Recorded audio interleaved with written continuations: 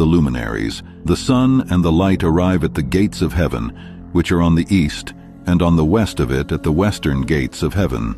I beheld the gates whence the sun goes forth, and the gates where the sun sets, in which gates also the moon rises and sets. And I beheld the conductors of the stars among those who precede them.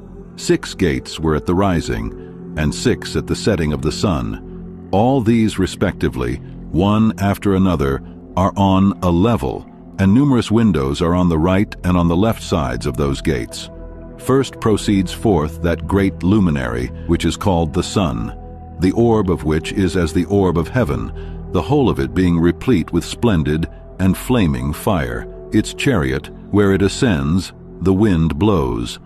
The sun sets in heaven, and returning by the north to proceed towards the east, is conducted so as to enter by that gate and illuminate the face of heaven.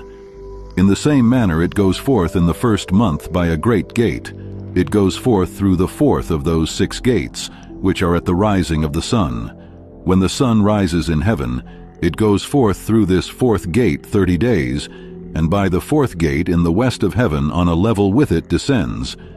The sun goes forth through this 4th gate, and sets in it, and turns to the 5th gate during 30 days, after which it proceeds from and sets in the 5th gate.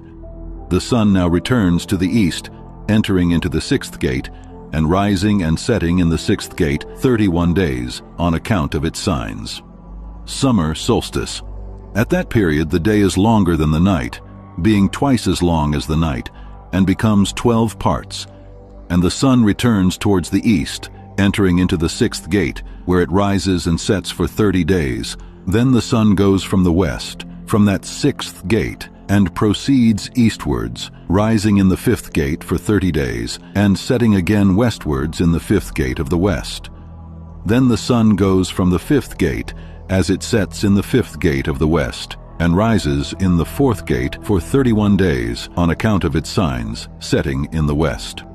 Fall equinox. At that period the day is made equal with the night, and being equal with it, the night becomes 9 parts, and the day 9 parts. Then the sun goes from that gate, as it sets in the west, and returning to the east, proceeds by the 3rd gate for 30 days, setting in the west at the 3rd gate. The sun now goes from the 3rd gate, as it sets in the 3rd gate in the west, but returning to the east, it proceeds by the 2nd gate of the east for 30 days.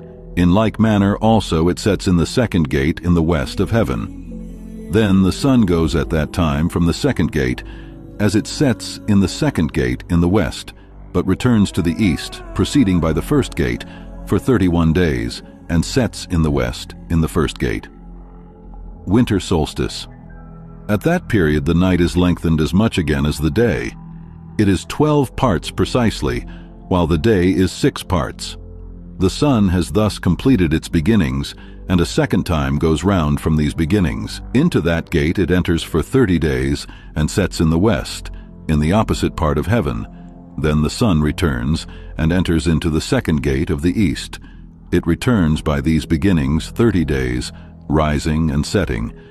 Then the sun goes from that 2nd gate, and sets in the west, but returns to the east, and rises in the east, in the 3rd gate, 31 days, setting in the west of heaven. Spring equinox. At that period the night becomes shortened. It is 9 parts, and the night is equal with the day. The year is precisely 364 days.